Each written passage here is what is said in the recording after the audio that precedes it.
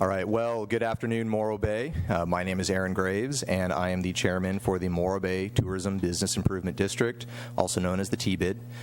Now we'll establish a quorum of our board members here today and kick off our special meeting October 24th at 1 p.m. with the special purpose of discussing the TBID, vacation rentals, RV parks, and the possible matriculation of those entities together. From my right to left, we have Sean Green, Maggie Jurin, Charlie Yates, and myself, so we do have a quorum of board members present. The purpose of today's meeting will be to discuss the TBID, RV parks, and vacation rentals, and that presentation will be given exclusively today by the city staff.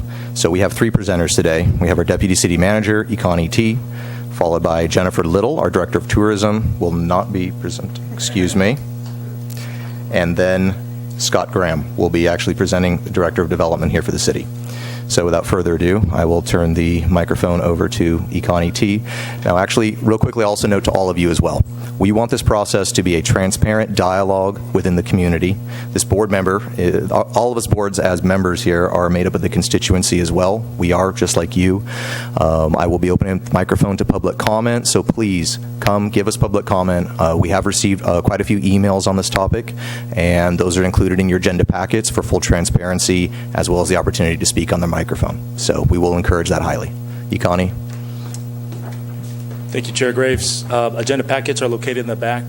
You can see the agenda and correspondence, what people expressed through emails. There's 2 agenda packets going around, so if you're able to share. You can also look online on the meeting calendar on our website to pull one. If you have if you have your phone, you could pull up agenda packet online on the city website as well.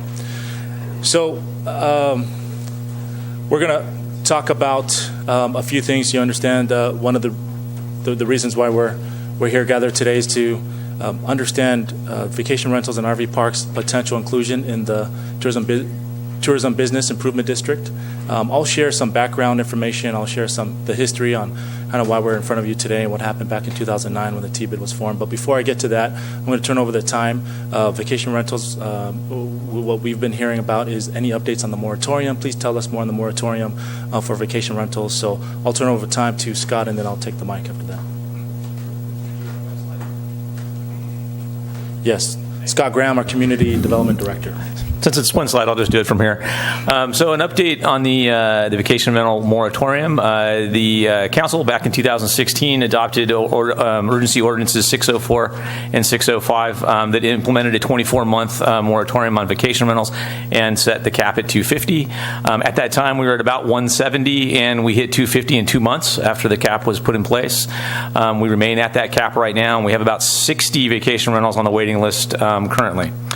The moratorium will end on June 14th, 2018, so next summer. And we are working through an update of the city's zoning code, general plan, local coastal program, all of those documents. As part of the zoning code portion, we will be developing the vacation rental ordinance. And those efforts will probably start in December or so of this year and then continue until summer of next year. That's sort of where the moratorium at this point stands. And I guess you can move forward with the rest of your presentation, Connie. Sorry, let me get a microphone so we can record this.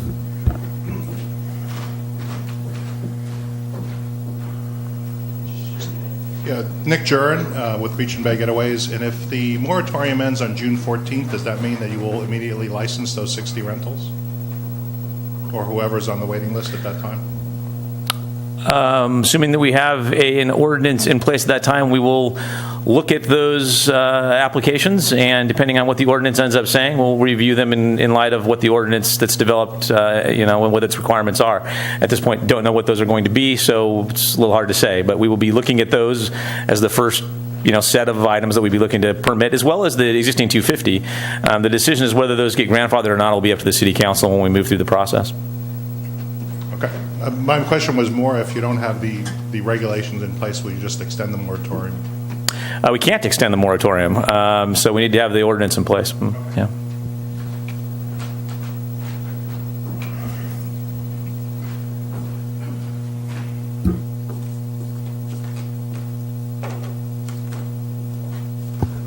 All right.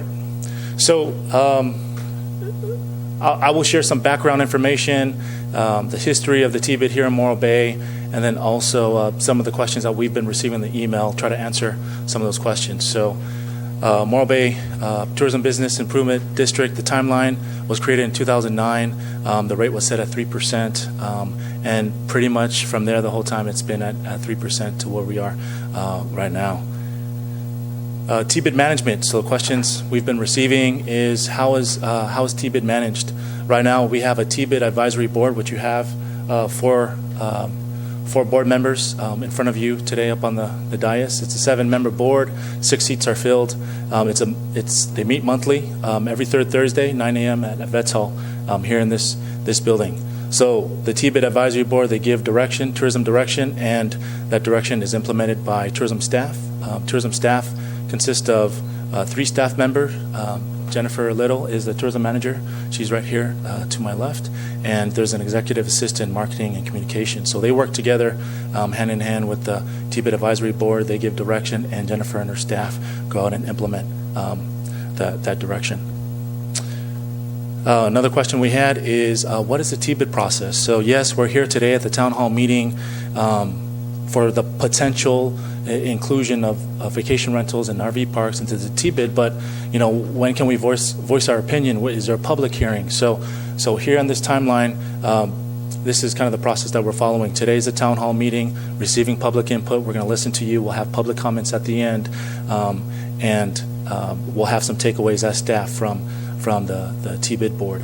In November, December, T-bid we'll have discussions. There will be more public comments at the monthly T-bid meetings, hopefully from you all. Feel free to continue sharing emails and phone calls to staff and to the T-bid board. But the purpose of those meetings are to get to a final recommendation from T-bid. This process is really a 2-part process. T-bid has to come up with a recommendation, and there is the final approval by City Council. So right now we're in the T-bid phase, here, all this section is the T-bid phase. They come up with a final recommendation for City Council.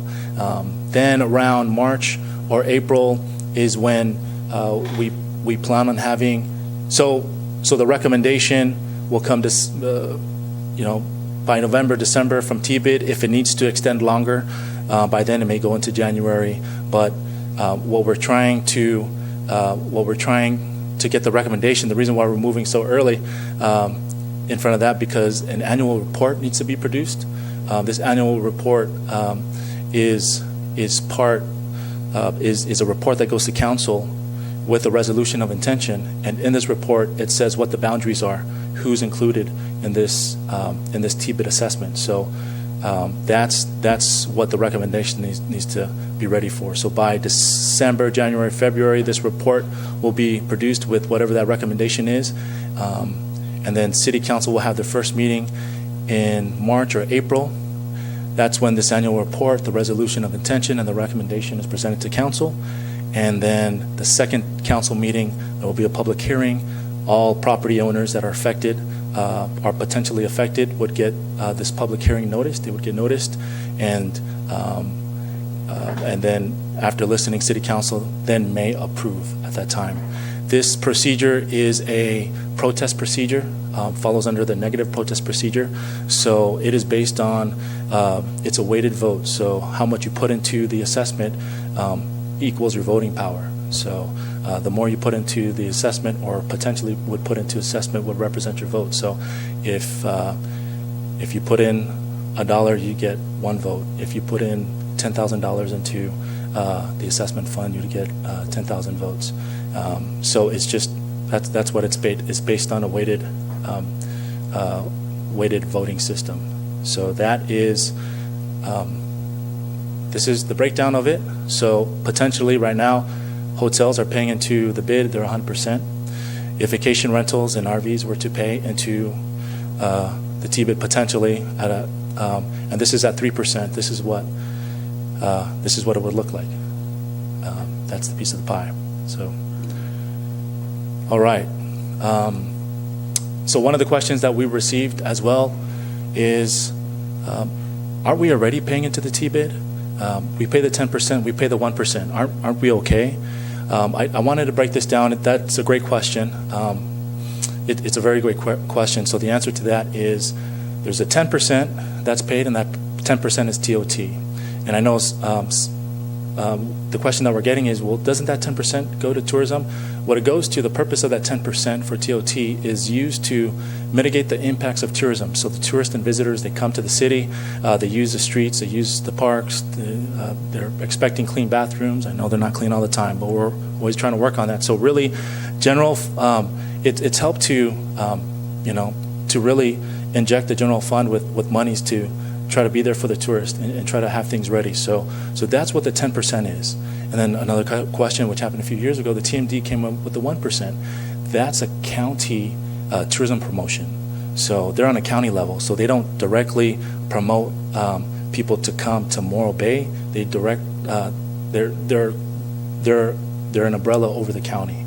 And so this is where the 3% comes in. Because of that, for this reason, the Tourism Business Improvement District for Morro Bay was created so that 3% that the hotels are currently paying right now is directly for Morro Bay. So tourism promotions, tourism events, community-wide events, grants for Kite Festival, triathlon, those creative events that the board will give direction and the staff will implement, that's what the 3% on. So yes, it is 14% collectively what the hotels are paying. So right now what's the question is, do we include, TBID, do we include in our recommendation to City Council to expand TBID to include vacation rentals and RV parks as well?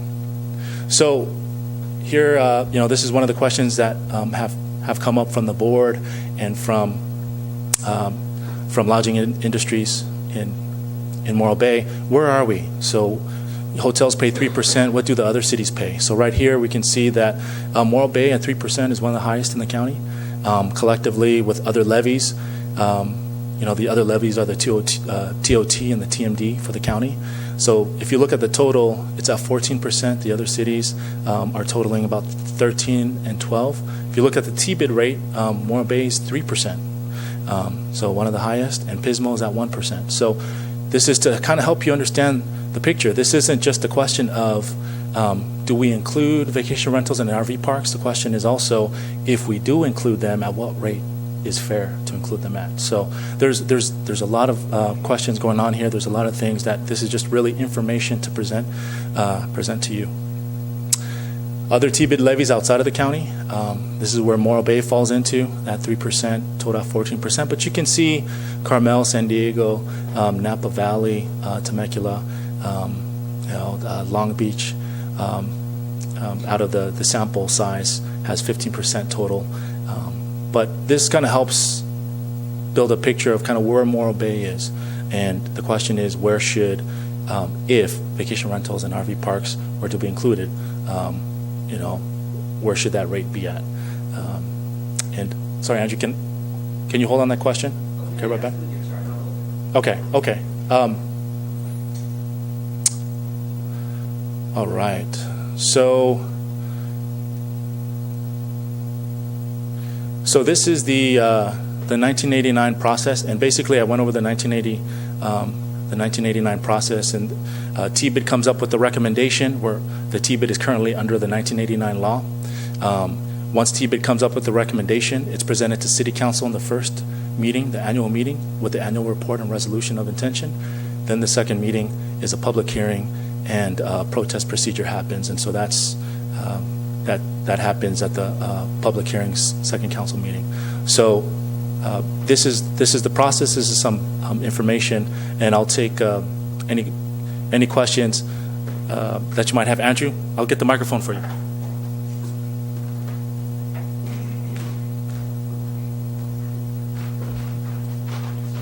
So thank you. Could you go back to the TBID comparison chart showing Morro Bay with the county? Do you mind if I just walk up there and show? So this is if you have a hotel or vacation rental, but if you're an RV park, this is 0, this is 0, and this is 0. Private parks in county jurisdiction do not pay any TBID. They do not pay TOT. They pay nothing. And Arroyo Grande doesn't charge TOT for their parks, if I remember correctly. So there's no assessment rate there either. So any park in Arroyo Grande city limits, for RV parks, this would be 0, this would be 0, and that would be 0. And Pismo Beach does. Santa Maria, don't know about. San Luis Obispo doesn't have any parks. So I just want to clarify that. Thank you. And Andrew, for those of the people who don't know, to let them know. Yeah, sorry, folks. My name is Andy Hamp, and our family owns Cypress RV and Mobile Home Park up the street here in downtown Morro Bay. Yeah, I don't own a mobile home park. It's Nick Jurin again, but I want to point out that if we do enact the T-bid for mobile home parks, then they're in direct competition with the state parks, which will not pay the T-bid. Correct? That's correct. I'm Val Seymour. I'm on the county marketing board, and we do charge the 1% to RV parks. We also charge it to vacation rentals and hotels, so everybody's paying. No, that's incorrect. I'm sorry to interrupt you, because that's a very important point that causes tons of confusion. Every park, private park, Sorry, Andrew. We need to record that, so let's let Val speak, and then we'll. As far as I know, that's incorrect. So Val, finish your point. 'cause we Okay, wanna the make other sure. point I want to make is that, like you can see that 2% is charged in most of the county, 2% or less. If we were to include RV parks and also vacation rentals, we could charge 2% across the board to everyone and level the playing field. After all, the hotels are paying for all the marketing for the city of Morro Bay. Let's level the playing field and keep it fair and be straight with each other. Thank you, Val. Shirley Paul, and I'm a potential vacation rental owner. I have a question. Why was Cambria and Cayucas not included in this? I just got this from the Civitas website. It's the unincorporated Yeah. bid. Okay. Yeah, I don't want to belabor the point, but it's important to clarify confusion because we went through all this when the county TMD was being assessed. Parks in the county do not pay into the county TMD. So Rancho Clean, a private park, doesn't pay into it. The Vines in Paso Robles, because it's not in the city jurisdiction, doesn't pay into it. Paso RV Ranch doesn't pay into it. The parks in Oceano, because they're in county jurisdiction, do not pay into it. To give you an idea of the magnitudes, there's 36 parks and campgrounds in San Luis Obispo County. Only 10 pay into it. 6 in Morro Bay, 3 in Pismo, 1 in Paso. That should be 10. That's it. And that was a huge unfairness that we were fighting in 2014, 2015. So just want to clarify how the playing field is, because this chart doesn't assess it properly, and it's a difficult, it's a confusing situation. Thanks. Okay. All right. Well, thank you for your comments. I know this is the reason why we're here, to listen. Please share your concerns. Let us know, because the board has to make a recommendation to City Council. They want to make sure they make the right recommendation. So now I'm going to turn over the time to Marianne. She's with Mental Marketing and her team to present the value of T-bid, and the benefits of T-bid. So, Marianne and her team, turn over the time to you, and I'll turn it over. Good afternoon. So while Iconi gets, there it is. That was quick. We've been invited here today. We're the agency of record that works with the T-bid here in Morro Bay, and we perform marketing. I got it right here. We perform marketing strategies. We put together a marketing plan every year, working close with Jennifer and her staff, and we execute that.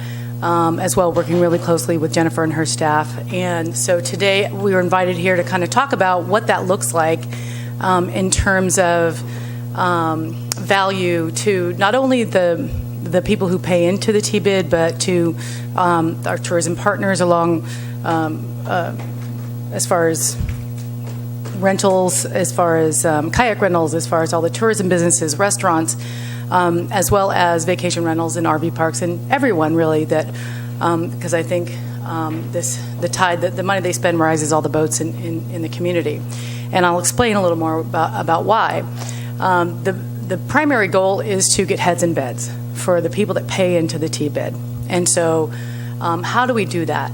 The primary goal is to grow destination awareness, grow the awareness of Morro Bay as a vacation destination to specific target audiences that we strategize and come up with every year. And basically, one of the most cost-effective ways that we do that is through our public relations campaign. The public relations campaigns results in third-party endorsements from print, broadcast, bloggers, magazines, social media influencers throughout the Drive region, throughout California, but also on a national level as well. How does PR work? I think a lot of times people maybe don't understand what happens behind the scenes, that maybe stories that come out about Morro Bay just kind of happen in a vacuum because someone showed up and stumbled upon our great little city. But actually there is a lot of time and effort and a lot of hard work that goes into making these stories come out in a positive manner, and targeting the audiences that we want to come here: families, adventure seekers, baby boomers, honeymoon couples, and on and on. So this is kind of a life cycle of our PR. Basically, they hired us, Mental Marketing. We have relationships built with travel and lifestyle media.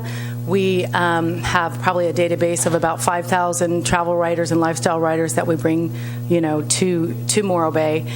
And we grow that every month. We have assignments. We pitch the media. We send press releases out. We pitch media on specialty items that separate Morro Bay from our competitive set.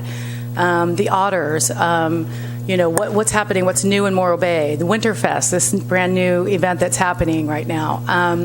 And so we come up with angles and story ideas and newsworthy ideas that we then get out to the press. After we do that, we follow up with the media. We're diligent. I've got some pit bulls on my team. They won't let it go. They follow up and follow up and follow up until we get their attention. And then we invite them to come. A lot of times they'll just write stories based on the information we send them. And that's super cost effective. But a lot of times we host media. We invite the media to come. We want them to experience firsthand what's happening here in Morro Bay so that they can see how amazing it is, how unique it is, all the opportunity there is for their audience to learn and reasons why they should come visit. So we'll invite media, then we'll host media. We work closely with Jennifer's team. Jennifer's staff puts together a really great gift basket. They get it into the hotel room before they arrive. We write a really detailed itinerary for these people. These folks, depending on who their audience is, what their story focus is, we send them out, kayaking, on a boat tour, whale watching, restaurants, dining, wine tasting, family stuff, whatever it is. So then we host them, and usually it's a 2 or 3 night stay. And then they go home. We follow up with them. We make sure everything was as what they expected. If something happens mid weekend, we're on call basically all weekend to make sure that everything is running smoothly. Afterwards, we follow up with them and we procure the stories, and then we report out on them. And what we do is we calculate out, okay, depending on the media outlet that ran the story, how many people saw that, or what was the potential readership of that story that month? And so that's kind of the reporting that we do. We also calculate out if that was an advertisement that we bought in, let's say, Travel and Leisure, how much would that advertisement cost us? And so then we calculate out the advertising value of that third-party endorsement that journalist wrote about our city. So I just want to kind of show you some of the stories that we've generated this past year. And a few of these are from prior years, but I just want to kind of show you the vast array of articles that we are able to generate. So some of this is going to be kind of small. I apologize, but I think I've got a little pointer thing. Okay. So California Metro coverage. So LA Times, this story up here is from the LA Times. Their monthly readership is 72 million people. This was Weekend Escape Morro Bay, anchored to rock. If you could kind of look here, actually here, let me just go down here. And then San Jose Mercury News, 3-hour drive market, 4-hour drive market. We've got these, 10 million people, 10 million potential eyes on a story about Morro Bay from the San Jose area. If you look right here, I know it's super small, but these are numbers calculating how many times the stories are shared on social media. And so we kind of look at that as syndicated social media shares. So this story right here was shared 800 times by readers of the LA Times. So not only are we getting this, 72 million eyes here and 10 million eyes here, they're sharing with their friends, and their friends are sharing with their friends. That's two examples. Here we also have Santa Rosa Press Democrat, an article about Morro Bay. That's about an hour north of San Francisco. Again, 1 million eyes there. SF Gate, this is the online paper for San Francisco Chronicle, 40 million eyes. This just came out like last week. Santa Barbara Independent, their entertainment guide, kind of like our New Times. 322,000 eyes every month, read these stories. So that's just kind of an idea of some of the dailies that we actually have relationships with, that we land these stories in. Here's some broadcasts that we've recently had come out. Morro Bay, we gave away a weekend in Morro Bay on KTLA, on the morning news show KTLA. This is their online exposure, almost 6 million a month, every month. Look at their website. That's not to mention the 200,000 people that watch the news program in the morning that saw it live, right? Dine Out around here on the bottom left. This was a 30-minute program that we worked with this group. This was a production company, actually, and they have close ties with the Fresno Bee and Fox channel in Fresno. Every Saturday morning, their program airs. So we got a half-hour segment that ran in Fresno a couple months back. Whatever that says. Again, it's too small and I'm too blind. But and then down here, this was Bakersfield news channel that covered the otter story that came out. So that's just some broadcast samples. Bloggers, the Daily Meal. We just had a gentleman come. That's 2 million eyes. He came and we hosted him, and he wrote a great story. And look at all the shares, all the social media shares right here. This right here, we hosted this journalist. She writes for Rally. It's the Eventbrite, which everybody's familiar with the Eventbrite, the online event management tool. Well, Rally is their blog site, and they get 34 million views a month. This right here, she not only wrote one story for us, she a couple months later did a roundup, 15 quaint and quirky small towns in Southern California. She included us in that, because we hosted her here, and she had a fantastic time, and it was memorable. And so, you know what? I'm going to include them in a roundup of stories 3 months later. So we got 2 great stories. That month, 40 million people went to their website. And then over here, this is an older story, but Forbes travel guide blog. Forbes came and we hosted them I think it was in 2005, a couple years back. So just to show the magnitude of bloggers and the value of us going after this media and working hard and developing these relationships. I think I'm going backwards. Forwards. There we go. Online print magazines. These are really some high-profile print magazines. A lot of magazines are going online, of course. Sometimes we'll get these articles online, posted online. A lot of times, well, I should say sometimes, it actually gets into the print publication. But these are some examples of some that we've had online. So this is Budget Travel. There's some big numbers there. Sunset Magazine, everyone's familiar with. And this is Country Living Magazine, and this is an interesting scenario here, which we are constantly looking to flesh out, is opportunities where we'll work with one magazine who has relationships with other magazines, and then they pick up that exact same article in some of these other magazines. So at the top there, you can see we got the article in Country Living Magazine. I think that says 2.5 million or something. I don't know my eyes. Again, I'm kind of blind. Then Good Housekeeping picked it up, the exact same story. Their readership online is 8 million something. And then House Beautiful magazine picked it up as well. So the effort that we did to get this one story actually tripled, just based on the relationships that we have and that they have with other writers as well. This was some recent press we got for the Avocado Margarita Festival. Travel Leisure, huge. 8 million online viewers a month, every month, go to this website. We got this story shared, I don't know, I think that was like 200 times or something. Then Smithsonian Magazine picked it up as well. Exact same story, picked it up, ran it online for them. 10 million viewers. Look at all the shares down here of this story. And I know Avocado Margarita Festival was huge this year. And yeah, congratulations to them. And then this right here, Simple Most is an online magazine, and this was a roundup of 11 small and unique towns that you need to visit this year. So we kind of, we were able to get us in that kind of category there. Social media influencers, we bring in people. This was It's a Lovely Life. This was a family. She came down. She's a blogger down in LA. She has 400,000 viewers. Moms. This is a specifically targeted kind of niche blog. She's a family travel writer. So who are her followers are moms. They're making the travel plans.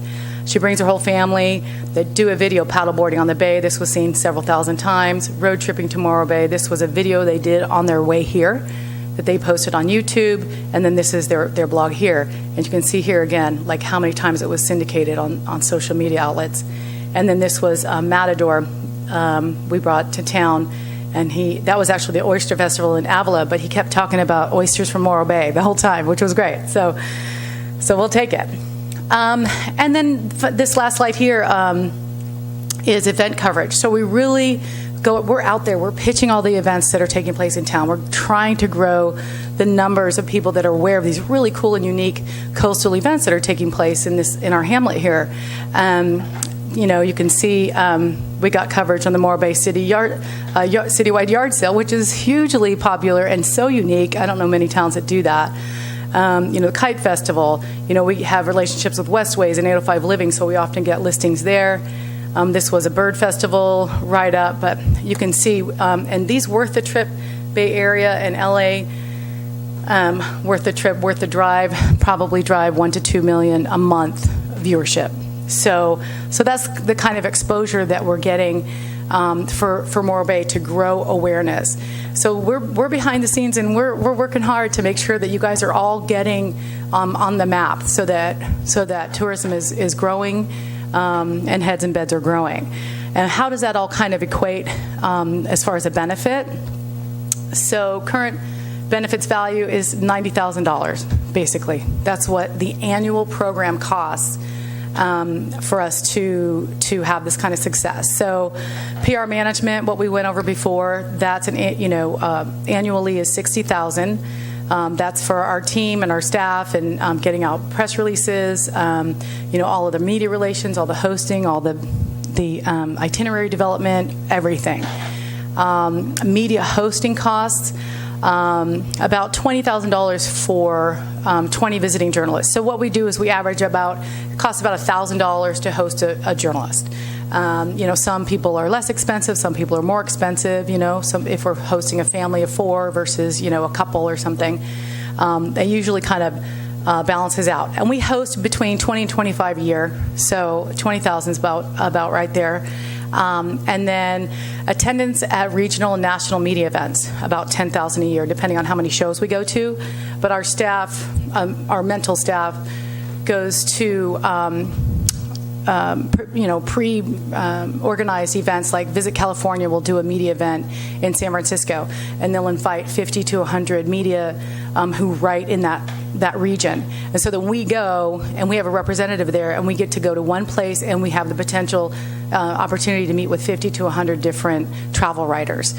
So we do that at several different shows a year, developing more relationships and pitching Morro Bay at every turn. So that's basically the current benefit that everybody in town receives, but yet the hotels are the ones paying for it. So benefits of joining the TBID. So basically, daily management of Morro Bay Tourism social media. The social media pages that Morro Bay manages is about 75,000 followers from Instagram, Facebook, Twitter, and so forth. The current value of that is $36,000, so about $3,000 a month we spend on managing all the pages, but that also includes hard media costs, like for ad campaigns and stuff like that on social media. But as of joining, if day one, if the board recommends to have RVs and vacation rentals join, basically our strategy would change to start including posts in social media that include RV and vacation rental topics and mentions and stuff that would drive people to those two lodging options here in Morro Bay. We would also do advertising programs, and then we would drive all of that traffic to the morrobay.org website to those pages that cover all the vacation rentals and the RVs. Another benefit of joining, as of day one, you join, you'd be part of the ongoing destination campaigns. So, for example, we have a current passport program that starts November 1st, where all the hotels get a passport filled with free items. If you stay in a hotel, kids get free chowder, free kite, a free tour, a subsea tour, stuff like that. And Jennifer's office manages that program. They reach out to all the tourism partners in town. They say, hey, who wants to be part of this program? We're going to drive people to your business. And then they print out actual hard, passports, and then they deliver them to all the hotels. And it's a perk of being part of the TBID and paying into it. And then we promote the program as the agency of record. Then we promote that program out of market. So in our drive markets, east and south of us. Tourism partnerships, inclusion. So Visit California, we work with them all the time. They have PR companies and sales agencies in internationally. They have international offices that we work with, that we send them pitches all the time about what's going on in Morro Bay, what's new, what's happening with the hotels, and so forth. Jennifer sits on the Central Coast Tourism Council, which is a regional tourism body that is affiliated with Visit California, but focuses on getting tourists from Santa Cruz down to Ventura. Jennifer sits on that board and represents Morro Bay. And then SLOCAL, of course, is the county. So if you kind of see this, it's like statewide, Visit California, then regionally is Central Coast Tourism Council, and then SLOCAL is the county representative. And Jennifer also sits on the marketing committee on that with them. And then, of course, the TBID is the local promotional entity. And then the other perk would be free trolley to RV parks, because they do now have a program. And is that seasonal, Jen, the trolley? I'm not sure if that was year-round yet. Just seasonal, where it's free to all the hotels in the high season. So that's benefits of joining. Long-term growth, long-term benefits would be inclusion in public relations outreach. So we would do niche, we would go after that niche media. We would go after those media, those travel writers that are writing for RV magazines and journals, that are writing for vacation rental publications or stories with those topics, bloggers from HomeAway, bloggers from, Airbnb. There's a whole set of strategies that we could put together that would focus specifically on your types of lodging properties. And then we could host media at RV parks. We can host media at the vacation rentals. We, pitch story ideas and do press releases that showcase your properties. So there are, strategies that we can incorporate that we don't currently incorporate because you guys aren't paying into the bid, basically. So destination campaigns, specific vacation rental and RV park digital advertising campaigns. I brought a case study, Mark. My colleague is going to talk about that on the next slide here. But destination campaigns, so passports that support RV and VR visitors. Maybe something specific to the needs and the likes of your clientele. Morro Bay tourism blogs about RV and VR. We have a great blog. Shannon on Jen's staff is an amazing writer, and she's doing a great job, and that blog is really going off on the website. And then, of course, support Morro Bay tourism events with RV and vacation rental focus. It would be another strategy that we could flesh out. So I know it's a lot of information to take in, but I do have a case study that I'd like to have Mark Elterman come up and talk about. Another client that we have that actually does have vacation rentals along with lodging properties, and we thought, well, you know what, we'll just share a success story about a campaign that we did. So here you go. Thanks. Thanks, Marianne. Hey, everybody. My name is Mark Elterman, also with Marianne. Great to be here. Thanks for inviting me. I manage and help set up a number of initiatives for the San Luis Obispo County unincorporated region. Now, that particular organization passed a tourism business improvement district roughly 8 or so years ago, representing the unincorporated coastal region of this area, and is, to clarify, separate from the recently passed countywide TMD. Now, we recognize that we've been working with destinations for many years, and that there are so many TMDs, CBIDs, TBIDs, all funded and also representing a different swath of constituency, and we recognize that it could be a little bit confusing, and in some cases somewhat controversial as to the benefits of those organizations. They hire us to make sure that everybody that is paying into those systems are getting direct benefit. So now the unincorporated coastal region, we brand it as the Highway 1 Discovery Route. That is a 2% assessment that is collected by the county, and they have a 7-member board that also has vacation rentals on that board. In addition to that, each of the regions, such as Cambria, Cayucas, Los Osos, they have a local board that also takes half of their funds and they spend it on whatever local initiatives they really want to do with it. Tends to be more event-driven, okay? Anyways, the actual constituency represents about 80, 90 hoteliers, bed and breakfasts, motels, as well as about 800 vacation rentals. There are no RV parks within that constituency, okay? So, and actually we probably may have a couple vacation management owners that actually do have properties in this region. Any of you have properties in unincorporated Cambria? Okay.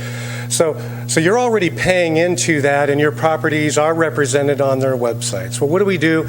We do everything like what Marianne just described as public relations, earned media, owned media, blogging, a lot of advertising campaigns in order to raise the awareness of this stretch of Highway 1. Okay?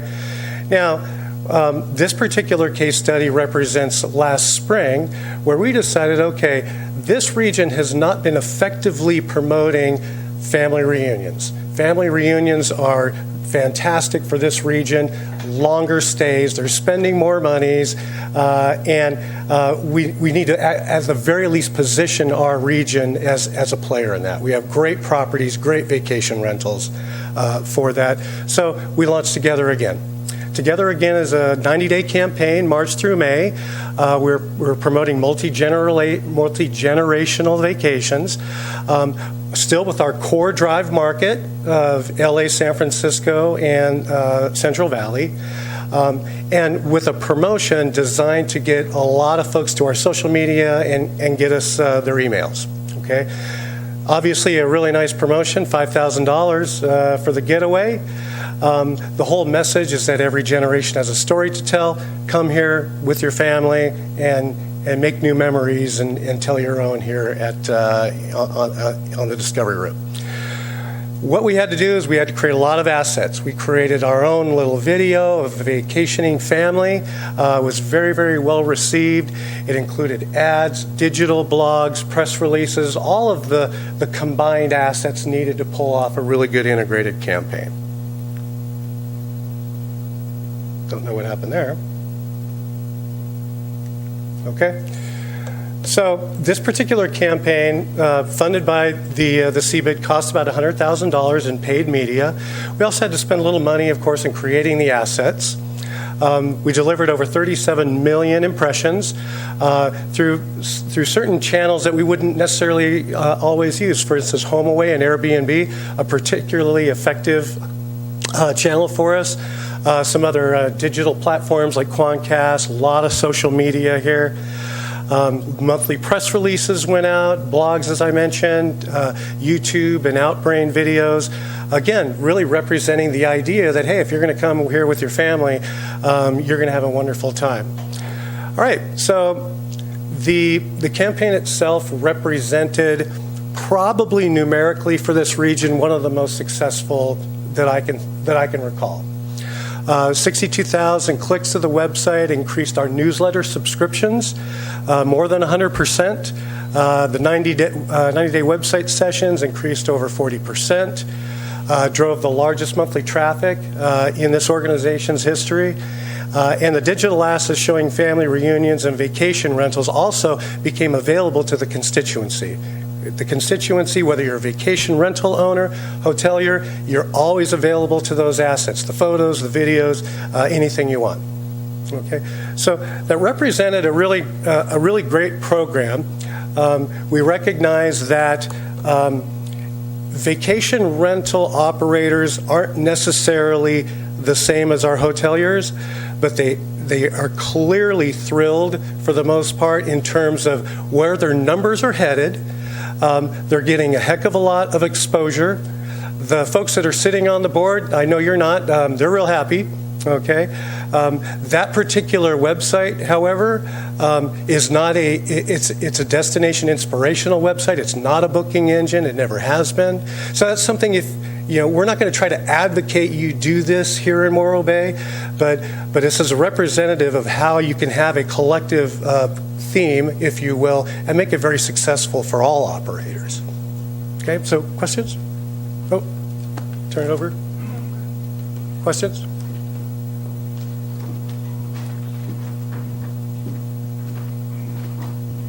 I'm just not that familiar with mental marketing, infinite solutions. It sounds like you represent a lot of different communities and agencies. We do. Do you know indeed. how many you represent? We do indeed. Well, we've, over the past several years, we've represented here locally the county, obviously, Morro Bay. We've worked for Paso Robles in helping them set up their tourism district many years ago.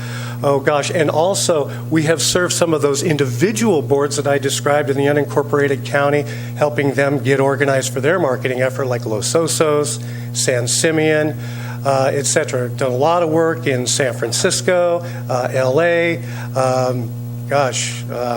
Redding and Shasta Cascades. So we have a pretty good background of not just this area, but also working for operators as well. So you're all over. Where are you located? Where's your office? Atascadero. In Atascadero. And we're here probably more than Atascadero. Okay, thank you.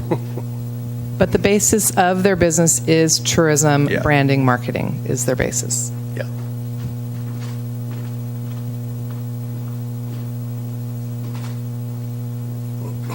I have to say,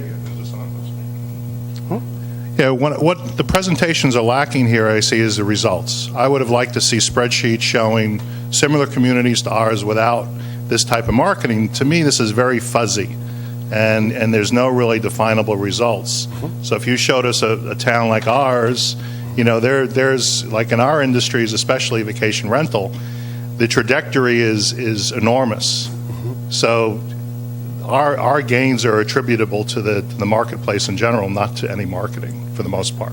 Well, I'll disagree with that because every destination has to establish an awareness level that's going to compete with another destination. If you're not promoting yourself, you're getting your clock cleaned by competitors, as you saw, that are very well funded. Nevertheless, we're not here to advocate or even show you specific numbers of bookings because a lot of that we don't have. That's really up to the destinations that do that. And also, each has its own constituency model, right? Some have vacation rentals and RVs, some do not, right? So if we were to kind of dig that deep, we could probably come up with it, but it's not our role here to try to convince you either way. I understand it's data you can easily get. You have the TOT numbers, and the other locations have TOT numbers. Yeah. So crunching numbers, it's probably a one-day exercise to really show definable results. Sure. With all this type of fuzzy marketing, which is what I'll call it, I can show definable results against my advertising. So I really challenge you and your company to show that to the city in general. Well, that's actually something that the city does generate on a routine basis. They report, I believe, to this board and the board to you consistently, whether it be a annually, semi-annual basis, those TOT figures. The county does the same thing. So that particular case history, yeah, we show trajectory of TOT. However, keep in mind, and your assessment is somewhat accurate in that TOT is affected by a whole lot more than a single campaign. And we present them monthly, Mark, and we also show the competitive set in our market. Yeah. I mean, weather is also in Highway 1 closures. Those are things that do affect TOT, absolutely. So whether you think it's fuzzy or not, you have to do this. You have to promote this region and the benefits of coming to this region, or you're simply going to displace your market that's going to go somewhere else.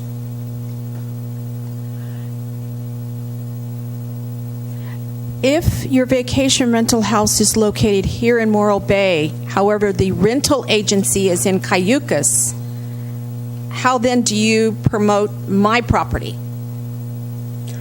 We promote the properties that are assessed in each region. Like, for instance, we do actually, for unincorporated region, that strip of the Strand right over here, there's at least 5 or 6 vacation rental properties on that strand that are also included in unincorporated. Okay, so it's not determined by where the management company is, it's determined by where the property is located. Does that answer your question? Well, yeah, but then why would you then promote my agency that's in Cayucas in the unincorporated area, but it's handling my house here? Well, the reason being is that agency probably handles 30, 40 properties, right? I think we're getting it confused, though. Yeah. So Mark does not manage our account, just so you know. No. He manages the unincorporated bid, which is Cayucas, Cambria, Avila Beach, Los Osos. It is not Morro Bay. Right. So Marianne manages Morro Bay, and she would only be promoting Morro Bay-based homes or hotels or whatever it is. Yeah, okay.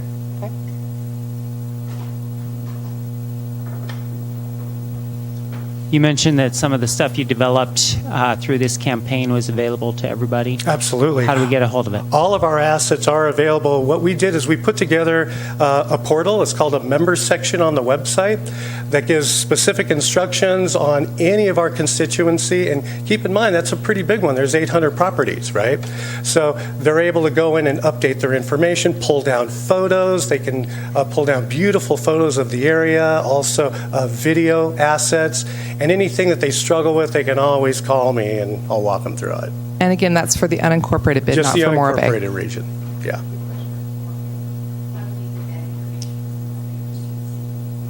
As far as photos?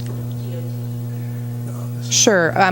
We publish it every month, and our TOT report is on the TBID agendas, and it's also on the city website under Document Center. You can find the yearly comparison year over year as well. And if you want to grab my business card, I'd be glad to email it to you. Yeah. And same here. If anybody has any further questions about what's happening unincorporated region, feel free on marketmentalmarketing.com, and I'd be happy to answer your questions. One more thing that I just want to mention. I know, Nick, you said fuzzy marketing, which makes my skin crawl, because when we show placed media that is not paid for media, so we have not paid Travel and Leisure $100,000 for that article on avocado margarita. They made a decision on their own to publish that, and that value, there's nothing fuzzy about it. It's a placed media that we did not pay for. So that's PR is different. And so when you look at value of marketing advertising, when you have PR dollars that are spent, people gravitate towards that before they gravitate towards a paid ad. That's just human nature. You know what I mean about fuzzy marketing? I can spend an advertising dollar and I can tell you exactly how much money it made me. Mm-hmm. And to me, this is fuzzy marketing. There's a value of the advertising, how much that would cost. That's great. I can see that. Okay? Whether it brought even one additional night of revenue to me is fuzzy. Mm-hmm. So to me, that's fuzzy marketing. That's fuzzy advertising. Mm-hmm. Unless you can quantify the results. And I'm privy to the numbers, and I don't see a lot of movement in the results.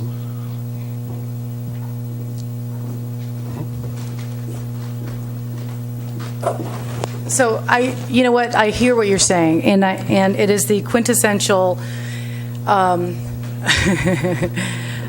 quandary when it comes to marketing at the level that we're talking about here versus you at the property level. You know exactly how much you're spending, you know exactly how many rooms you're booking, and so yes, you can quantify that, and you can actually get the number, with three decimal points. If you have that information. We don't.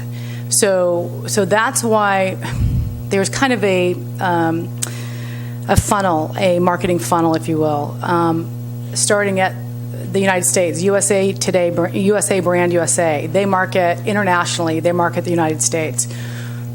At the state level, Visit California spends over $50 million a year marketing California to internationally as well.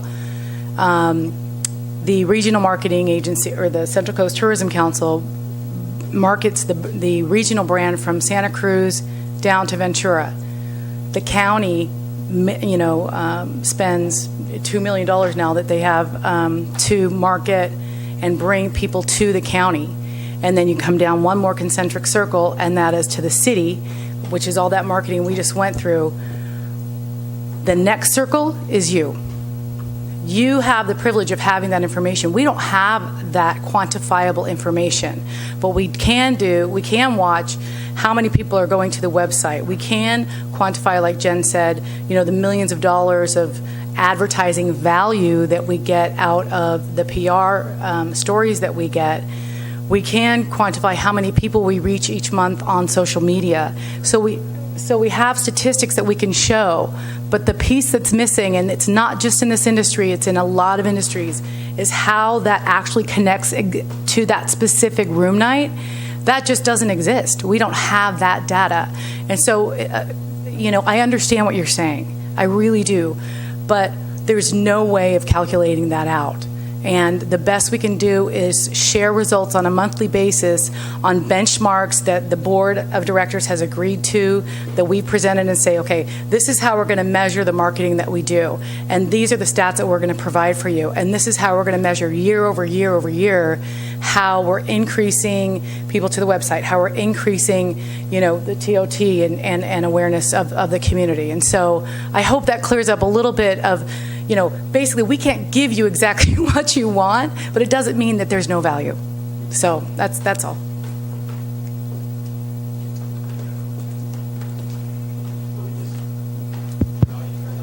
Yeah. So just a few more comments, and then we'll go into public comment, actually. So. Okay, it's on, right? My name's Chuck Close, and it would seem that closer. Okay, thank you.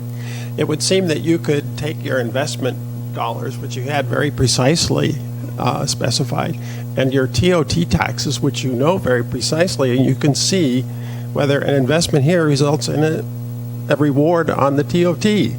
Don't you have those two numbers? Yes, we do, but again, TOT is not determined by one campaign. TOT is determined by a lot of things. I understand that, but I mean, at the city level, you can see it. You can invest in the city, and you can see the difference in TOT. Yeah. You're correct, sir. And so last year, TOT grew 5.8% for the year. So we do see that growth. Yeah. Thank you. Andrew, last comment, and then we'll go to public comments. Yeah, that's the dilemma with marketing. I think Henry Ford said that half of my marketing budget is wasted, but I don't know which half. But, in terms of the RV parks, it's a very valid question. $67,000, a 3% assessment, there is no way we get a value out of that. No way. Even the $22,000 we paid to the county, 1%, it has been no measurable benefit for the RV parks. And we always have this argument. We had it when the county was, you're a freeloader if you don't pay in. So I looked at some past data from when there was a recession, comparing the TOT receipts of the RV parks, comparing the TOT receipts of the motels. And the motels had significant drops. That was way before the TMD. That was way before the Morro Bay T-bid. So you can't attribute anything that they were doing to those results. And the RV parks, they grew during that time period. There was one time period that was flat, and I think that was the year Doug had to close for 3 years to redo some 3 weeks, to do some infrastructure here at Morro Dunes. So in terms of the RV parks are concerned, I don't think you can ever tell us how many RVs all this marketing would give us, but I would very, very doubt that it would do 1,500 RVs just to break even at 67,000 at 3% if you follow my numbers. There's just no way, and I'll just say it in hell, that would pencil out. Thank you. All right, thank you. This is the reason why we're here. We want to hear from the stakeholders. So right now it's time for public comment. Just by raise of hands, we want to, we noticed that this would be done at 2:30. Can you just show me if you want to do public comment, and then we'll kind of do the math on what we should allocate on times. Raise it. Feel free. I mean, it's free. Public comment is free. So 1, 2, 3, 4. Okay. All right. So I'm averaging about 10. Okay. So 3 minutes of public comment. We should be fine with that. Really, what's going to happen? Public comment, and then we'll have after the board will then give direction to staff on kind of the way ahead after that. What's going to happen in November, December, and kind of the process and respond to you through staff. All right. So just when you come up, there's a 3 minute. There will be a timer here by our deputy city clerk. When you hear that beep, can you just be aware of the time, and if you could just close and just let the other person on. Introduce yourself, your name, and that's about it. Okay. Thank you. Thank you, Igani. And good afternoon. My name is Chuck Close, and we have a property at the end of Beachcomber that we've been vacation renting for about 15 years or more.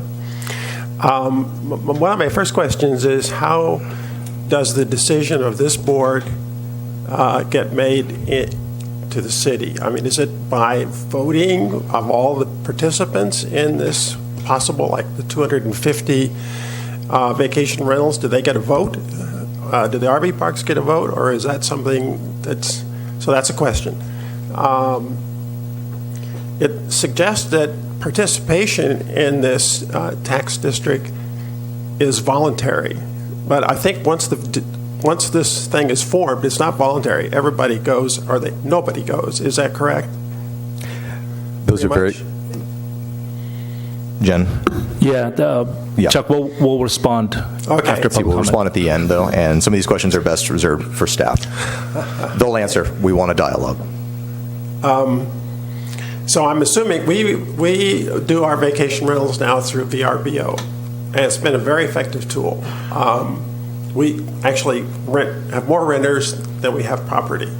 So this thing is not going to add a lot of value to me personally. It may to others. But anyway, the question I have is, if there was a website, a city website, I'm assuming I could put a URL in there that would direct it to the VRBO site, or I would either have that, or I'd have to build my own website to advertise my property. So I'm just trying to get clarification on that. I think that's about it. So I'll let the rest of my time go. Okay. Why don't we address these issues one at a time as they come up then, and keep the conversation, because I appreciate it's harder to circle back around and comprehend a response 20 minutes later. Seem appropriate? So one piece at a time. You're in a good place to be. If you have more guests than you have vacancies at the moment, that's an outstanding place. It does give the opportunity then to drive rate and cause a little more compression for your property, and that's something that we all want. Connie? So I'll respond. Excuse me? I'll respond to them. Okay. Sorry. All right, so go ahead, Chair. Okay. And then as far as the integration of the website, that's also a good logistical question, very fair. How would this actually play out? And Ikani here can respond to some of those details. Yes, thank you, Chair Graves. So I'm hearing two questions. One of the questions was, what's the process? How is this approved? Recommendation to TBID. There's a recommendation that TBID has to finalize, and this is kind of the process. Town hall meeting is to get your input. Ultimately, in November, December, maybe January, there's a recommendation that TBID makes, whether it's to include vacation rentals and or RV parks. That recommendation is made, then it goes to City Council. City Council has 2 meetings. There's the first meeting where the recommendation is presented with the annual report and the resolution of intention. The second meeting is a public hearing after that, and that's where you will then, all the stakeholders will be able to share their thoughts, and it's a protest procedure. So majority of those the majority of those that pay into the assessment fund could turn it over if they vote against it. If the protest fails, then the council has the opportunity to, they may approve the recommendation from TBID, may modify or deny at that point. What's that? Yeah, and TBID would make that recommendation of what that percentage is as well. So that's always there. There is some place in the process where the individual property owners can say, So the question from, is it Chuck? Yeah. From the question from Chuck is, there is in the process where the stakeholders could say yea or nay. That is correct. They could say yea or nay at these TBID meetings, but also at the public hearing at City Council as well. Individual owner can't not be involved. It's still a percentage of the total. I didn't get that. Just to be clear, I'm not sure what the intent of the question was, but if majority of the entities that are involved with the assessment, the businesses that are involved with the assessment, whether it's hoteliers or RVs owners or park owners and vacation rental owners, if the percentage of them, if 51% of them does not protest, even if one individual business, an RV park or a vacation rental, doesn't want to be involved, they have to be involved. That's correct. One other point of clarification on the board up here. My understanding from meeting with Deputy City Attorney and the City Attorney and Deputy City Manager today was that hoteliers on the board can vote for a recommendation that impacts hotels or vacation rentals, but vacation rental owners on this board cannot vote for an issue that pertains to vacation rentals. You want to take the other part of the question? Okay.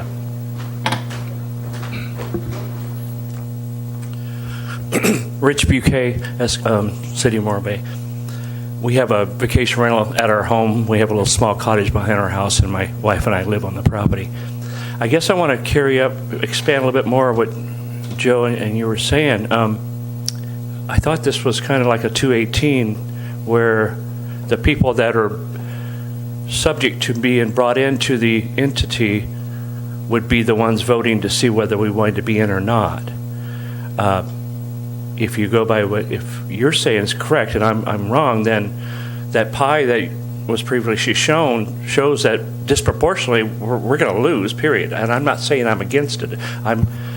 I feel the inequity with the hoteliers paying the whole freight here. I understand that and I get that, but I'm also I'm a little confused on that part of, with that pie, we're just a very small slice, so we might as well just go home and say, okay, when do we start paying? That's what I'm hearing. So the other thing I want to know is, on the budget, I think I talked to Scott and I'd see if I'm accurate, but I think the TOT is about $750,000. Something like that. Anyway, let's just go with that and see if I'm off or not. But when I was talking to him a few months ago, so that's 10%. So 3% would be an additional $225,000 that would be given to TBID. So I'm guessing that you're not giving a report to council till December or January, that you wouldn't have a budget proposal for that extra $225,000 yet. But I'd be curious to see if there'd be new line items on that 225, or your overall budget that would show monies that are going specifically to vacation rentals, RVs, etc., or not, or if it's just going to be a lump sum budget like other city budgets where the money is distributed as you see fit. So that's my two questions there. Thanks. Aaron, I make a recommendation. Yes, we'll absolutely. chat down. We'll jot down the questions, and then at the end we'll kind of go. You don't. Okay. Yeah, because they may have the same questions.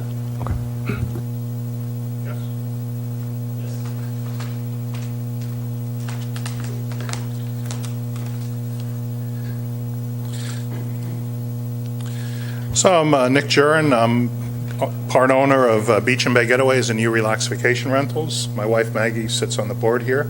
She's not going to be allowed to vote. So interesting that only the hotelers get to vote whether to include vacation rentals. Right off the bat, we have a question of how legally you can include us in a T-bid that was formed by where we were excluded in the past as a class. So we do take exception to that. We feel that we should be voting as a class whether to be included in this T-bid or not, or whether we should form our own T-bid at a different amount. So we do question the legality of this, and we really recommend that the city explore this, because if it is enacted, we're going to take exception. We currently manage 33 homes in Morro Bay. And by my calculations just yesterday, we pay over 30% of the TOT of all the vacation rentals. So, and you can go and check my numbers. So, and we're kind of unique because we also manage a hotel under the city law. And the only reason that is, it's really not a hotel. There's no daily maid service, but it's on city property, so we pay the 14%. We never take a single day reservation. We never get a walk-in, even though we're a hotel and we're on these sites. I haven't seen any incremental value in my bookings, even when we layer in these extraordinary promotions. We consider ourselves a very high quality and community aware operator. You know, our business in total with 50 vacation rentals, the rest all in the county, are the equivalent of us running a 200-room hotel, if you look at the metrics, just to give you an idea of the scope of what we do. We already pay $151,000 in taxes, and that's the year ending in September. So looking back a year, because our business has grown, so 151 in taxes ending in September.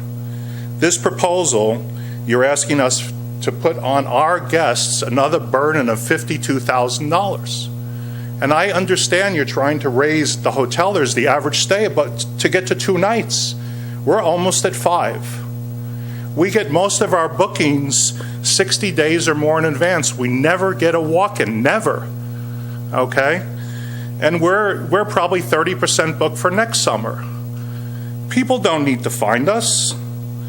So you're asking our average guest to pay $45 more on every reservation they make with us.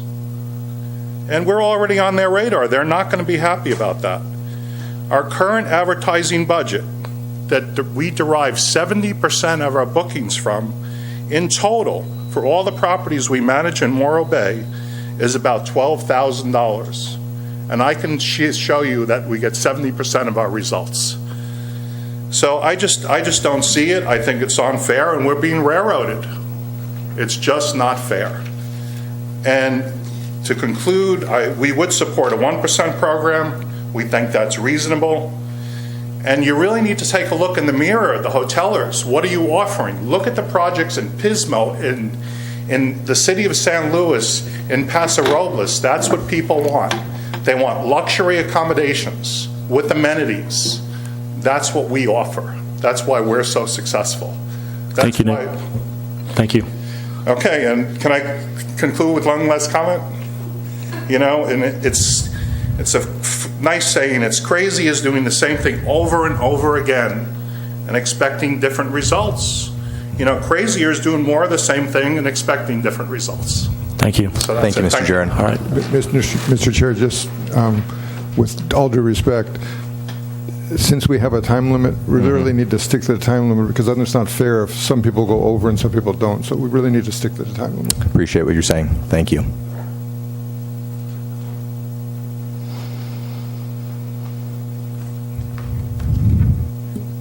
Hello, Robert Elzer. I'm a co-owner and manager of Relax Vacation Rentals. The T-bid program is presented as benefiting tourism in general in Morro Bay. Our position is that the overall effect will actually be detrimental to our business. I understand that there is going to be some positive effect from these different marketing campaigns, but with the increased cost to guests, which Nick partially outlined and I'll go over, we think that's going to, of course, have a detrimental effect of our income, our owners' income, and also the city TOT. We have, if the T-bid goes into effect at 3%, I mean, as the chart shows, we're going to have one of the highest effective rates to the guest. The guest just sees the total tax rate. They don't care what the breakdown is. At 14%, it's going to be higher than almost all our competitors. We're going to be less competitive. I think it's unreasonable to force us as a class of business into a marketing program that we believe is detrimental, and will have pretty little say in its implementation. We also feel like, basically this benefits a few larger operators who are effectively just pushing their marketing budget on a much broader base of operators. I do understand that there is going to be some benefit of the marketing program to us, and this is kind of to address the remark that we're getting a free ride on that marketing. But we also pay for advertising that I know full well benefits other businesses. Our paid advertising might benefit restaurants, shops, other operators, but we're not going to those operators and saying, come share in our marketing costs. It's our cost to bear. The cost to guests is very high. I mean, it might look very low for hotels with single night or 2-night rentals. But with us, it could easily be $40 or more per reservation. The total cost just to my company collected by the guest easily could get up to $20,000 a year. That's much higher than our inherent advertising budget. We already had the discussion on return on investment, and we kind of got the answer that there is no way to measure what the actual return is. We get a lot of numbers, views, clicks, whatnot, but there is no information on what that money is actually going to provide in incremental bookings to us that we otherwise would not have achieved. There are so many different advertising districts now. We've got the county one, we've got the coastal one. Obviously, there's higher level one, state and whatnot. I mean, there's always beneficial effect of all these. Is just one more on top of it. My honest opinion is that the T-bid is probably not needed for our area, considering just the natural attractiveness of the destination to guests. And if it was going to go into effect, I think the absolute max should be 1%. Thank you. Thank you for your comment.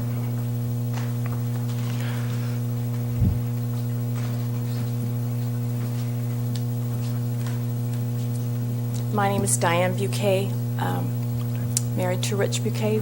We have the vacation rental on our property behind the house that we live in. We use Airbnb and VRBO to advertise, and we don't need any more business. We turn business away. We try very hard to be good neighbors, and we don't advertise on these sites what our exact address is. We're not required to. We don't want people to know our exact address until they have reserved our place. They can see on a map a little circle of the neighborhood that we're in, and that's good enough for them to know if they want to reserve in our area or in another area of town. We don't want people driving by and gawking at our house. If we were to be in the T-bid, I looked today at the website and I see every hotel has a little spot marked where they're located. And I'm assuming you would do that to the Airbnbs, and we don't want people to know where we're at. We don't want the public to see ours and probably every other vacation rental location. We're very careful to not let our guests ever park on the street. They have to park in our driveway. You drive down our street, you would never know there was a vacation rental there. And we live there, so we keep it very quiet. We blink the lights. We let people know if they're too loud at night, and we're proud of that. And we let people know on our website that if you're here to party, find another place. So we really would probably refuse to have our listing listed on your site if all the vacation rentals were taken into part of the process. We would refuse. We have enough business, we don't need it, and we want our privacy. So I would urge you not to include vacation rentals in this.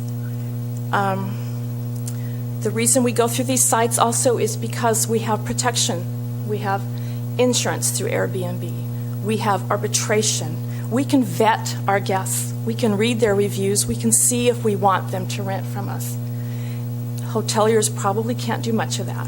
So we have the option to accept a reservation or not. That's huge to us.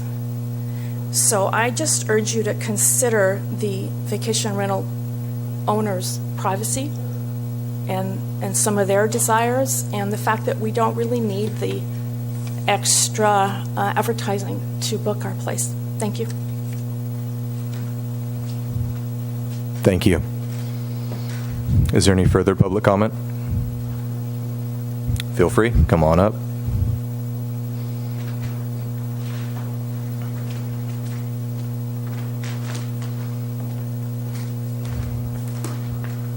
Ian Starkey, owner of Rockstar Properties. I manage about 15 vacation rentals here in the city of Morro Bay. I'm not here to, sway one way. I've heard all the marketing, advertising spiel. I agree with some and disagree with others. My biggest comment or biggest input is how it's being implemented and how we're being asked to be part of it. Essentially, we don't have say as vacation rental owners, managers, or RV parks of joining or not joining. My personal thought or opinion there is I think there is benefit and pros to the marketing that is being done, but let the vacation rentals and RV parks come and join in and have us decide as a group if we want to be a part of it and continue part of it. Or my other thought is have the RV parks and vacation rentals make their own T-bid or their own group and have part of that money going to a general overall cause for both RV parks and hotels, because there is definite argument and pro that we are benefiting possibly in some way from it, but not having a say to join is the hardest part to tell owners and managers. So, thank you. Thank you, Mr. Starkey.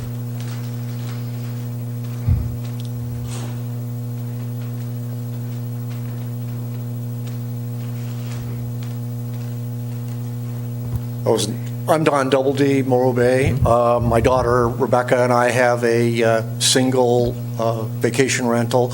I wasn't going to get up and talk, but I agree with the young lady that spoke just before the previous speaker. We're using Airbnb, and we got all the marketing, everything we need with that. We have a list of people waiting. I don't see, we charge about $1,000 is what we make per month per rental, so we're talking about $30 a month or $360 a year, and I could see a better way for us to invest $360 as far as promoting ourselves. We don't need it. We want the privacy. We really don't want to be listed anyplace else. So, thank you. Yes, thank you very much.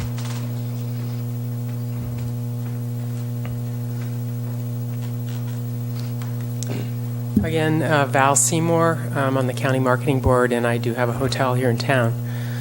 It seems like maybe we need a better presentation from the T-bid itself and also from the county as far as what our achievements we have done. It was pretty general, and I think we got to be more specific than that. And I know that we can with the county because we have all the numbers. We get them every month at the meeting, right, Aaron? We get them. So I think before you go any further with this, because this is kind of how it started years ago when we started the T-bid. I was on the T-bid board, and it was like pulling teeth to get hotels to buy in. Well, the vacation rentals don't see a personal value to this. They're not looking at the big picture about how Morro Bay is benefiting from this and in the big picture. So I think that's what you need to look at. I mean, the county does international marketing. Huge. I think we get tons of value from the marketing board. I've never been on a board like this before. The county they're very effective, they're very professional, they treat everybody very professionally. I'm proud of being on the board. So I think there's a different way this needs to be presented to people so they're going to be more comfortable with it and understand exactly what you do and what the county does. You know, if you're going to get them to buy in, you got to do a better job of marketing yourself. Okay, thanks. Oh, one more thing. Airbnb is now charging the taxes in the county to the unincorporated properties.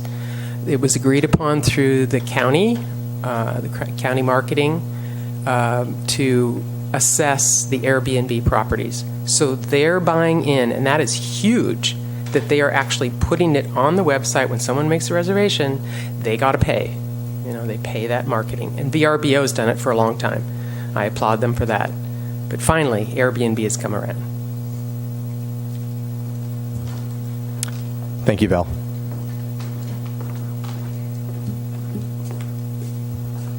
Good afternoon. Happy summer. My name is Joan Solu, and I own a very, very nice hotel here in town with wonderful amenities and terrific views of the bay. I'm here because I was there in 2009 when we formed our first T-bid here in Morro Bay. And I remember Andy and a lot of other faces sitting out there. And we ultimately formed with just the group of about 30 hoteliers back then. Now there's about 30, well, it was 34. There's about 37 hotels now. Back then, it took, just for everybody in the audience to know, TOT provides 25% of the general fund monies in the city of Morro Bay, roughly. So that's 25% of every firefighter, every policeman, and every road that gets surfaced here in Morro Bay is paid for through TOT dollars. And thank you for all of that you do as vacation rental owners for helping to provide that. In addition to that, that amount was not even at $2 million 10 years ago. The entire collection of all 33 hotels, all the vacation rentals, and all the RV parks was not even at $2 million. Between 2009, it took about 18 months for the marketing to really kick in, and up to last year. So in 8 years, that went from about 1.85 million TOT collections to $3.3 million in TOT collections. So essentially, I'm not saying that it was all marketing, but marketing was a big piece of the pie that got the wedge out from under the wheel so the wheel could roll down the road and Morro Bay could start generating tourism revenue to support residents like me and residents like a lot of you and you. So I am pro-marketing, but I am not for the way that we're necessarily creating an adversarial relationship between our vacation rental owners and our hotel owners. We're in it together, guys. And I feel like they should be able to voice their opinions, really have maybe possibly a separate amount, higher or lower, and possibly have their own board with a dedicated staff person to support Jennifer. There's going to be 250 of them. There's 37 of us, and we have significantly different interests, although collectively we're for compressing the destination. So as a former board member for 7 years up there, I don't envy your position, and I hope that you advise the city to reduce the adversarial relationship by allowing them to create their own board. Thank you. Thank you for your comment.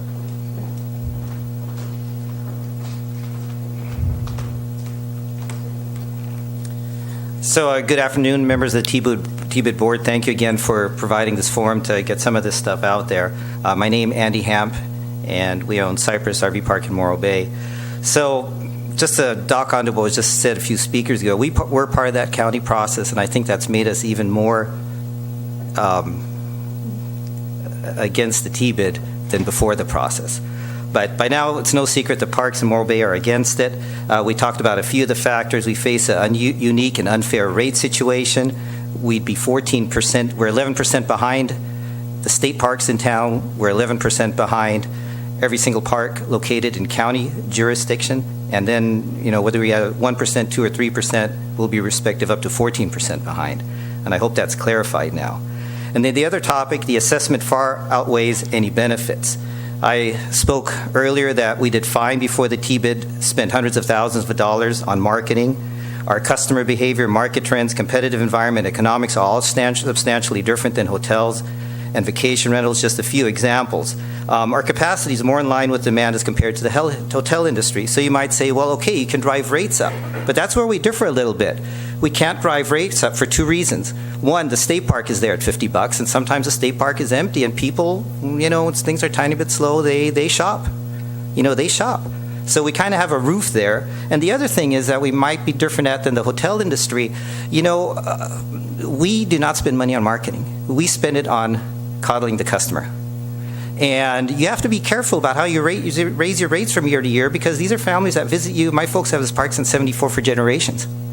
And you don't want to up to who knows how much in the peak summer season and annoy them. So that's another thing where we might differ. And then in terms of recent growth trends, yes, the TOT numbers, maybe not so much last year, but 2 years before that, they did increase quite a bit. But the RV industry in the U.S. has boomed. RV unit shipments have been the highest ever in history in the last 2.5 years in terms of growth rates. There's studies that estimate 3.4 million new campers, and these make their way to the coast. California, if you just did it by population, probably about 500,000 new RVers, and they come here in sufficient numbers for us. And then also, there are far fewer RV parks, so that means we are blessed with not having to do as much marketing. People can go online and they find us. Sure, somebody might go into the visitor center. We're thankful when they call, but to tell you the truth, the last times they've called, we can't accommodate them because we're full. Just yesterday morning, our customer found us with RV parking. That's what a lot of Europeans use. Very simple to use. They find us. There's a few parks there. They can figure it out. So we don't need Expedia, thank God. Never had to pay 15 to 20% to fill our parks. We don't need VRBO. We don't need all these grouping websites, Jackrabbit, and all the other marketing machinery that T-Bids set in motion. And so we shouldn't be forced to pay for them. And then finally, that 1% that we are paying, that's more than many of the parks pay in total. So what we don't want is something akin going on where somebody formed a club, the hotels and hoteliers, in 2009. They did good in the town, and now they say we're going to force other guys in because we want to do more good. And that good will not benefit us. What maybe could be done is to think of a membership program like the Chamber does. You pay maybe a couple of $100, and you're a member of the tours of marketing, but not an assessment. Thank you. Okay, thank you. I would say, frankly, I want to hear all of your thoughts on this, but the city attorney is correct. I want to respect everybody else's opportunity for public comment. It is 2:30, but I'm willing to stay and hear people out. But I do also respect that the meeting technically will be adjourning shortly. I'm Doug Clausen, one of the owners and manager of Morro Dunes RV Park, and I'll make it short. I'll agree a lot with what Andy says. I take it there's roughly 6 RV parks in Morro Bay. There's 7 within 12 miles of us. Every one of those is on a road to Morro Bay. If we have to charge too much, people are going to stop. It's like the hotels say we're getting it. If we do it, they're going to get the advertising too, so it works both ways. We're going to have the same thing they are. We book up a year in advance, or take reservations a year in advance. I probably have 60 to 70, it varies, returnees every year. So, we have an RV book, Cal Arvik, that it goes into every rental RV that comes out of LA or Frisco. We're listed in it.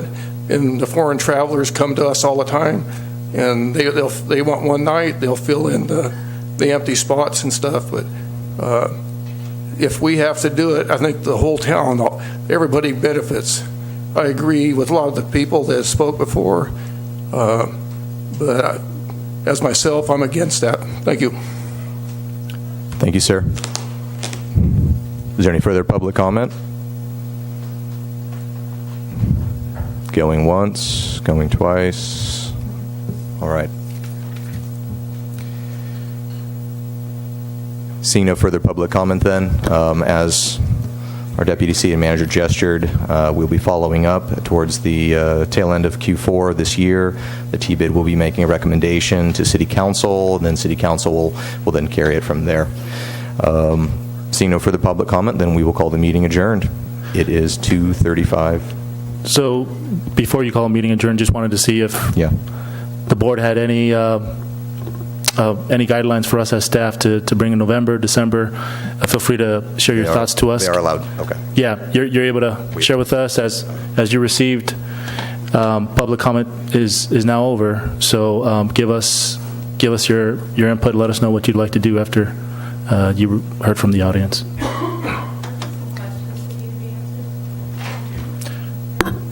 Oh, yes. Okay. Thank you. So some of the questions. Okay. Sorry, Aaron. I'll go into the questions and then we'll hear from you. Process clarification. So we're hearing to some legalities. Doesn't feel right. So this is state code that the city's following. If you look under the street and highways code under section 36540 to 36542, this is all stated in there in the procedures. So I would that's pertaining to state code in there. Another question that we heard is will we carve out this budget for vacation rentals and RV parks? Hypothetically, if they were to come in the bid, would it all be lumped in together, I think is what I heard, or will it be sectioned off? We can do it with the recommendation of TBID. We can work together to section that off if that's the way ahead recommended from the board. So that is something that is flexible to do. But it's ultimately a council decision, exactly. The recommendation is made by TBID, and then the council will approve that. Another question that I heard is the exact address on the website. Vacation rental owner came up and said that's something that they don't like to disclose until somebody actually comes in. And that's something, and Jen, feel free to expound on that, but that's something that we don't have to put the address on. We could do it like Craigslist and keep it vague if we want to, or just connect it to the link and funnel it to the URL as well. So we can put as much or as little information as the owner would like. And then, Jen, did you have anything? So just to expand on that a little bit, there was a mention of Jackrabbit. Jackrabbit is just a funnel system, and it funnels you to wherever your property is listed. So if it's on Airbnb or HomeAway, it would just funnel it over there. So it would not be listing a map or anything on our website. Another thing I want to mention, Nick, you mentioned that Maggie is not allowed to vote. She actually is allowed to vote because her position on the board is a hotel position, so she's allowed to vote. What else do I want to mention? This morning. Which Maggie knows? I think that was the only two things that I had down here. Yeah. Those are all the questions that we noticed and wrote down. Question regarding voting in those respects then. Mr. Green, then, what is his capacity and ability to vote? I think I'll handle that or try to handle that. It depends on what the issue is that the TBID board is going to be considering. If the TBID board is considering whether or not to increase or decrease the assessments that currently are being charged, then all of you can participate in that, because it doesn't currently doesn't affect his business interest, which is a vacation rental, because vacation rentals aren't included. So if that's something that the board wants to discuss, that's something all of you can participate in. The reason the rest of you can participate in that, although you do represent business interests that have financial interest in that, is because there's a specific exclusion that allows when a business industry is required to be a participant in a governmental board, which you are because that's how the TBID code section has been drafted and that's how your bylaws have been drafted, that there has to be certain representation of certain hoteliers, you can then participate. Otherwise, it wouldn't make any sense to have an industry board participate if you can't participate. With regard to the issue of whether or not to include vacation rentals in the TBID, either its own TBID or another TBID, which really is the question at hand, I think, for most of us here. Then that issue is something that, as a vacation rental owner, Mr. Green cannot participate as a board member. He can participate as a member of the public. If you have that item before you on an agenda, he can speak to you as a member of the public, but he can't sit on the board and participate. He has to then leave the room, as happens in council meetings when there's conflicts of interest. But is his seat a member-at-large seat? Forgive me, I don't have everybody's seat. He's a member-at-large seat, but the specific restrict, or the specific exemption isn't for at-large members, it's for members who are appointed for specific business purposes, which is the rest of you. And because he has a financial interest in whether or not a vacation rental is, whether or not vacation rentals would be included in the bid, because of that financial interest, and because the exemption doesn't apply to him, because there isn't any requirement that a vacation rental owner be a member of the board, he wouldn't be able to participate as a board member. Again, he can still participate in giving input to the public. He also would be prohibited from trying to influence each of you individually by calling you individually and saying, please don't do this. Sure. No, I follow what you're saying, but given that his, I guess we'll have to discuss this in private then, but given that his seat is, we'll follow up later. And just one thing, I heard a question that, Connie, if you can elaborate on a little bit more, just to make sure people are clear. Of course. I heard one gentleman ask, is this kind of like a Prop 218 thing? And I think we need to be clear that it is not, there's not a vote, and that currently formulated under the 1989 T-bid rules means that 51% of the constituency would have to come forward and protest at the city council meeting where they vote in order to prevent this. So say we should go forward and recommend that RV parks and vacation rentals be included, and that recommendation goes, that the only way that could be stopped, not through a public vote, and it would be weighted based on revenue provided by the hotels, which, as we saw from the pie chart, is heavily weighted to the hotels. 51% of that revenue section of the constituency would have to come forward and protest. Yes, that is correct. Clarification, just Maggie hit it on the head, so I just repeat what you would say. This is, the T-bid is an assessment, it is not a tax, so because it's an assessment, it deals with direct benefits, and we don't have, because it's not a tax, it doesn't fall under the Prop 218, so there's not a vote. It falls under the 1989 laws, which is the California Code, looking under the modification section, which is 36540 and 36542, is the modification rules of what this process would fall under, which is a negative protest procedure to overturn that those that are not in favor would have to protest about 50% plus one. So you are correct, Maggie. Which is actually also true if in the original process that was used to create the T-bid, if everyone was going to be included, RV parks and vacation rentals and hoteliers, that same rule would have applied. So it's applying the same rule at the beginning and applying it now. Chair Graves, board members, feel free to share any suggestions or any guidance that you would like, any direction for us for the upcoming meetings. Actually, just to be specific, so we don't have any problem with violating the Brown Act, or not necessarily the Brown Act, but the Fair Political Practices Political Reform Act, because of that issue of who can participate with the discussion, you really aren't, and the agenda that was posted didn't say you were going to discuss this today. What the agenda said was you were going to get information that you were then going to consider and discuss at a future meeting. So today you're really not going to be discussing what your thoughts are. If you have questions that you want to ask of staff based on what the public may have asked, if you want to ask staff to do more analysis or provide more information to you based on what the public has said, you certainly can do that. Or if you have a question that you want answered because of something the public said, you can certainly ask that question. So to be clear then, we cannot drill down on our specific thoughts at the moment because that's not on the agenda. However, we can ask for greater detail, clarification, or elaboration on public comment. For a future, for either if they can give the additional information now or at a future meeting, right? Okay. Mr. Green. And all of you can do that, including... All right, three maybe directives towards city staff that might be useful. I'd love to see them penciling out 1% assessment for maybe the next 3 years, and that can be included in whether that's a 1%, 2%, or 3% T-bid to the hotels, but somehow include a 1% amount for VRs and RVs. I'd like to see that projection.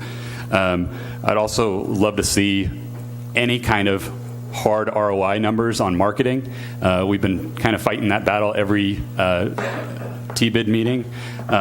So even if it's just a simple calculation of TOT set against whether it's mental marketing's budget or T-bid budget in general, or some kind of hard number comparison that's not simply TOT over time, that would be useful. And then lastly, there might be a question for Scott or Connie, I don't know. Just would love to know a time and expense breakdown of city staff spending time managing VR permit applications, any kind of management, or I know we all deal with these paper and pencil checks that we have to send, just the logistical back-end stuff on VRs and RV payment time and expense. Thank you, Mr. Green. Ms. Jern, do you have thoughts? Kind of going along with what Sean said, I would like to see at our next, couple of T-bid meetings where we'll be discussing this and drilling down on it, to see more information or to open up the possibilities. I think most of the discussion at this point has been to be just, can we bring the RV and RVRs in at 3%? I would really, to second what Sean's saying, really like to understand what all the different options are, including perhaps going to a different model of a different regulation for the T-bid, going to the 1994 regulations, which says it has to be positively approved every 5 years. And I lost my turn. I think that was it. So, thanks. Mr. Yates? Well, first and foremost, I want to thank everybody who came today and participated, because this is an open discussion. We're not. One of my biggest fears is that we cram something down the throats of our neighbors that doesn't work. You guys are our competition, but you are, you're complementary to what we do. It takes all of this tourism together to make our community better, to have guests. And I look back at a reunion we just had. Guests stayed at Cypress. They stayed at the state campground. They stayed at a VRBO, and they stayed at our hotel. And for me, that's the best for everyone, that everyone got a piece of this. So some of my takeaway is that I hear it's duplication of effort, it's a benefit, it's a detriment. We accept 1%. Well, if you're going to accept anything, then you're for it. And I think that what I hear from my board members is, we know that what we're doing is working, and we know that we can benefit the VRBOs and campgrounds with continuing to be working together. So that's been my entire point, is to have this open discussion and to hear it all from you guys, and not be that we're going to push it on through, but we're going to discuss it and try to work with you as a team so that we can promote Morro Bay to tourism entirely, not just a hotel or an RV or a VRBO, but as a destination resort. So that's me. Thank you. Thank you for your positive energy, Charlie. Always upbeat.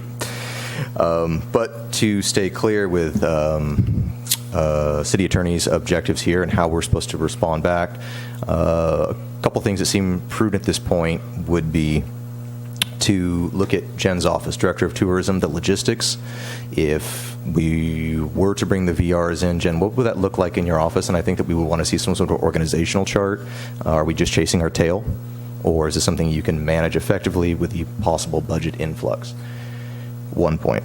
The second point being, and I think we do have this from a previous meeting, maybe 6 or 8 months ago, if we were to reduce T-bid across all the board, across all the hoteliers, and then bring VRs in, what would effectively be our break-even point in that budget? And then I think we should have a multi-stage approach to saying, could we lessen the percentage for the VRs? Could we bring the hotels up and stay at the 3? And effectively, if it's a gradient, we can start really looking at the numbers in here of the impact.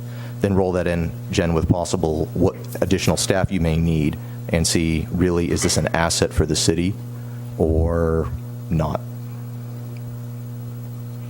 Or do we have any further thoughts or directions for staff based on the comments we've seen or heard? I'm not sure of the figure, but I'm curious about what we have in the pipeline, Scott. We've got 60 plus potential vacation rentals. Yes, so we have the 250 cap and we're at it, and we have 60 approximately on the waiting list. And do you have any indication what's happening north and south of us? Vacation rentals, what's happening in Cayucas unincorporated areas? Are there more on the pipeline? Cayucas, coming. I mean, I'm curious if the competition for our existing Morro Bay VRBOs is going to increase.